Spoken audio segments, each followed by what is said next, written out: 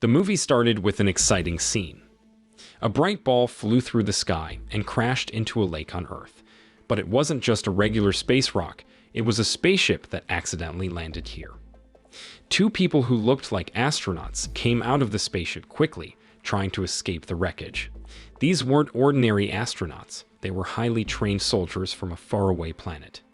One of them, a man named Kainan, managed to stay awake despite being hurt, but his friend didn't survive the crash. When Kainan woke up the next day, he realized his friend was gone and felt very sad and confused. He didn't know what to do. So he decided to ask for help from the advanced computer he had brought with him. Unfortunately, the computer said there was no rescue ship available at that time because he had gotten separated from his group. But the advanced computer had more surprising information for Kainan. It told him that he had actually traveled back in time to a period known as the Iron Age on Earth, specifically to Norway in the year 750 AD. That's a really long time ago. And that's not all. The computer also gave him an amazing ability. He could understand and speak any language spoken on Earth. It was like he had magically become fluent in all the different languages of the world. After respectfully burying his friend, Kainan decided to try out the incredible weapon he had with him. This advanced device could shoot a powerful laser that could cause massive destruction when hit something. After that, Kainan walked by the river in a thick forest, as if he was searching for something. His journey led him to a Viking camp, but it was all destroyed. Among the wreckage, he found the huge body of a whale. However, something didn't feel right, because there was no one around, not a single person in sight. Just as he started to get suspicious, he heard a noise from the bushes. Kainan quickly got ready to investigate the mysterious sound. But suddenly, a Viking appeared out of nowhere and attacked him, causing his weapon to fly into the river. The hit was so strong that he passed out and lost consciousness. The Viking who struck him was named Wulfric. Without wasting any time, Wulfric swiftly picked up Kainan and carried him to their Viking village without any hesitation. The Viking tribe was ruled by a strong king named Hrothgar. He was currently training his daughter, Freya, to be a warrior. Hrothgar really wanted Freya to marry Wulfric, who was the son of the late King Holga. But Freya didn't have any romantic feelings for Wulfric. She saw him only as a friend and strongly disagreed with her father's wishes. She wanted to be able to make her own choices in life. In the middle of all this family tension, Wulfric came to Hrothgar with some troubling news. He said that another Viking village, led by Gunnar, had been attacked and robbed in a very brutal way. Gunnar and his troops were not present at the moment, which made Hrothgar worried that they might wrongly blame his tribe for the attack. The possibility of misunderstandings and potential revenge weighed heavily on Hrothgar's mind. Then Wulfric tried to question Kainan, forcing him to admit that he and his tribe were responsible for the attacks. But Kainan explained that he was actually on a mission to hunt down a dragon-like monster, and that he came from a faraway northern island. He had nothing to do with the assaults on Gunnar's village. Sadly, they didn't believe him and ignored his words. Instead, they subjected him to a harsh beating, leaving him hurt and bruised. Afterward, Wulfric went to Freya and asked her to help take care of Kainan's injuries. Meanwhile, seeing an opportunity, Kainan used a hot iron to free himself from the ropes that were tying his hands. Soon enough, Freya came to treat and clean his wounds. Just as she was about to finish, she realized that Kainan was no longer tied up. She tried to warn him, but suddenly, she was struck and knocked unconscious. Even though he managed to escape, Kainan had to wait until nighttime before he could make his next move. As he tried to sneak out of the fort through the gate, two guards who were on watch were unexpectedly attacked by an unknown person. This made Kainan rethink his plan because it seemed like the creature he was hunting had somehow entered the fort itself. With time running out, Hrothgar and his entire army hurried towards the fort, thinking it was Gunnar and his tribe causing the trouble. But in all the confusion, nobody knew for sure who the real attacker was, causing everything to become chaotic and uncertain. Kainan's determined search for the mysterious creature finally pays off, and he lovingly names it Moorwen. But just as he's about to go after the monster, Wulfric and his friends capture him again, allowing Moorwen to escape. The chaos in the village brings back painful memories for Kainan, reminding him of the tragic moments when he couldn't protect his dear wife and son from the creature's attack. As the next day begins, tensions rise among the villagers as they argue about who was responsible for the previous night's attack. A Viking named Boromer insists it was the French, while a priest believes it was the work of a witch. Kainan tries to explain that the creature he encountered is a terrifying beast called Moorwen. These creatures are like shining lights in the darkness, mercilessly taking lives, whether human or animal.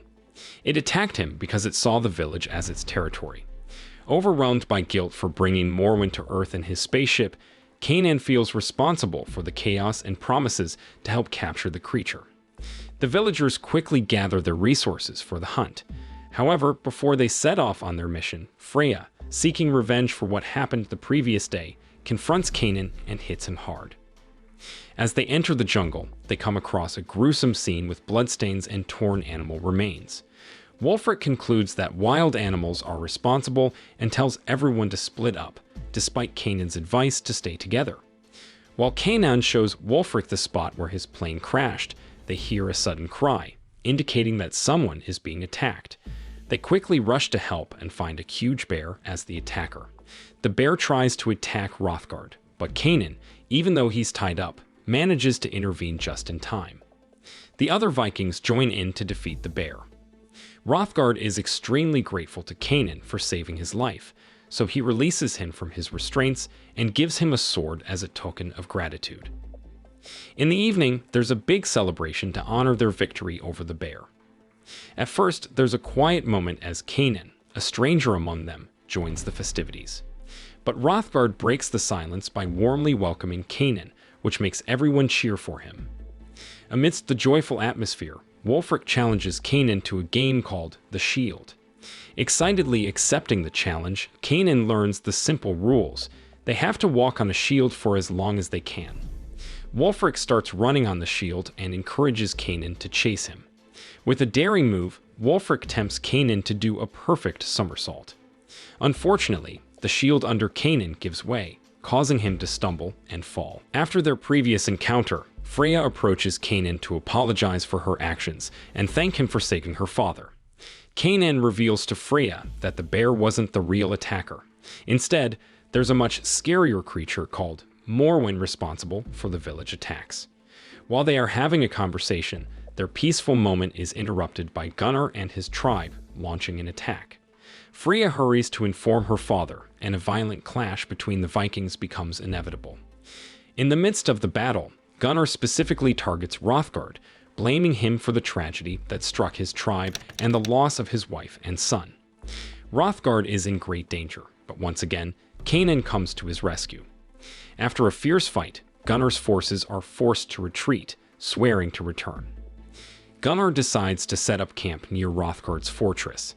However, as they start planning their next move, their comrades' anguished screams echo through the air as Moorwen attacks them.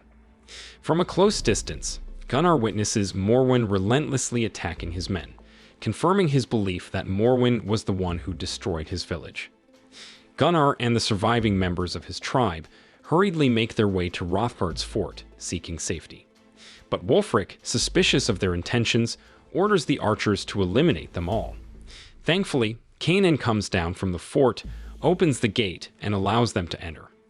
In a chilling and horrifying moment, Moorwen reveals itself by devouring one of Gunnar's soldiers, leaving everyone to witness the creature's existence, and proving Kainan was right all along. The next day begins, and Gunnar shares a discouraging truth. Swords won't work against the creature. One of the Vikings suggests that it might be a curse from the gods, proposing to evacuate the village immediately. However, Wulfric disagrees and encourages them to hunt Moorwen like true Vikings. On the other hand, Kainan disagrees with Wulfric's approach. He believes that Moorwen is too strong to be caught in an open area and suggests setting a trap instead. Wulfric dismisses Kainan's idea, making fun of him as an outsider whose opinions don't matter. But Hrothgar, recognizing Kainan's deeper understanding of Moorwen, decides to embrace his strategy. They start building an elaborate trap following Kainan's instructions. They dig a deep hole and place strong posts inside it. Once the posts are in position, they fill the hole with whale oil and then secure a shield on top of the erected posts. With the trap now finished, they patiently wait for the cover of darkness, patiently waiting for the right moment to catch Moorwen. In the following scenes, Kainan and Freya have a heartfelt conversation. Freya starts to like Kainan and asks him to stay with them.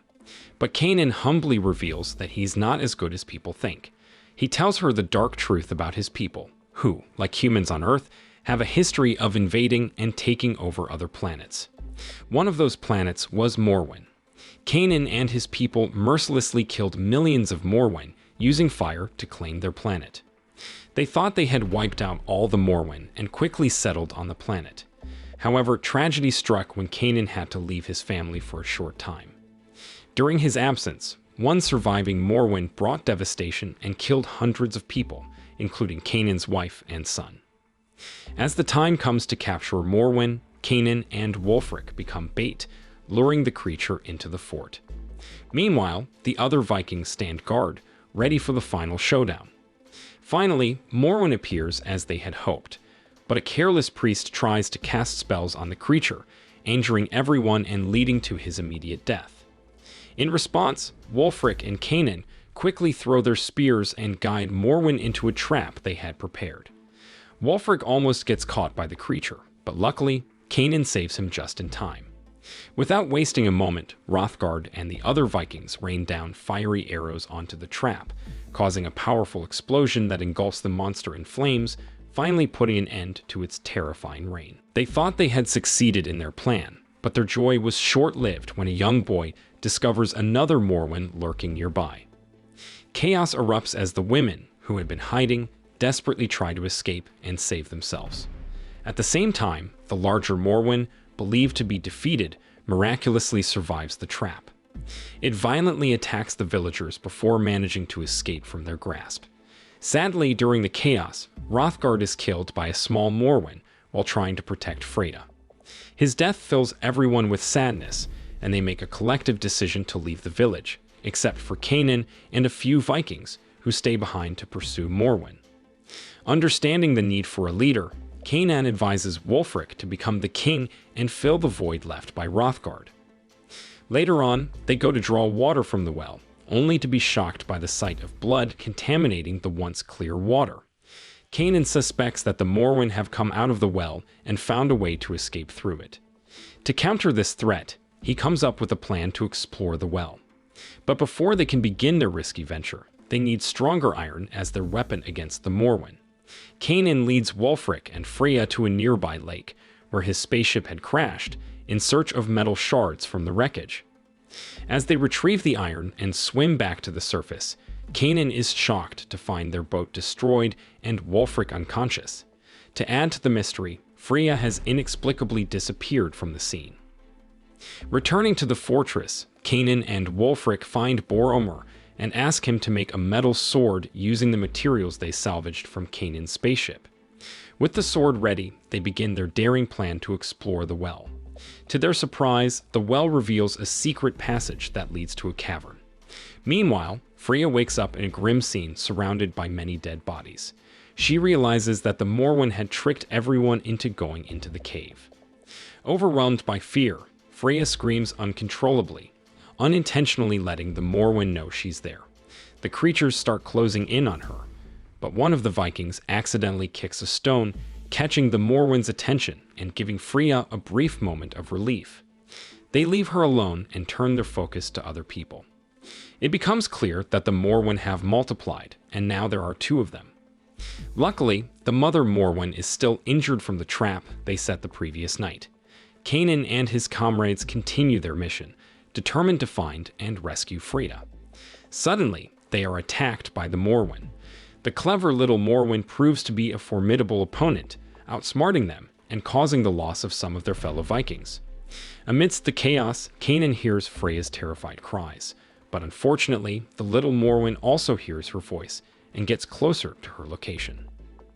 In a desperate moment, when the little Moorwen is about to attack Freya, Kainan and Wulfric rush to save her by squeezing through a narrow gap. Kainan selflessly gives his sword to Freya, empowering her to deliver the fatal blow to the small Moorwen. With the immediate danger gone, they quickly escape. However, their relief is short-lived as they reach a cliff's edge overlooking a powerful waterfall with no way forward. Unbeknownst to them, the larger Moorwen has awakened. While they desperately try to find a way across the dangerous precipice, the towering Moorwen swoops in and attacks Wulfric. With no other choice, Kainan must face the creatures alone. He fights bravely, using all his strength, and almost succeeds in pushing the Moorwen over the edge. Seizing the moment, Kainan delivers a swift and decisive blow, ending the creature's reign of terror. Sadly, Wulfric succumbs to his injuries. In his final moments, he asks Kainan to take his place as king, but Kainan declines.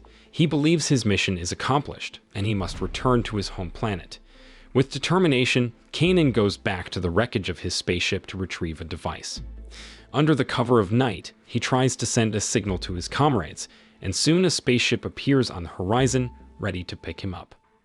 Unbeknownst to Kainan, Freya silently watches his actions. Unexpectedly, Kainan destroys the device, signaling the spaceship to leave Earth. It becomes clear that Kainan has made a fateful decision to stay on Earth, alongside Freya and the Vikings, as he no longer has anyone waiting for him on his home planet. The next day, the village mourns the loss of Wulfric and Hrothgar, holding solemn funerals to honor their fallen comrades. On this emotional day, Kainan is unexpectedly crowned as the new king. The movie ends, leaving us with a feeling of closure and the promise of a new chapter in their lives. The moral of the story is don't bring alien monsters to your neighborhood. They tend to cause a lot of chaos and ruin your chances of catching a ride back to space.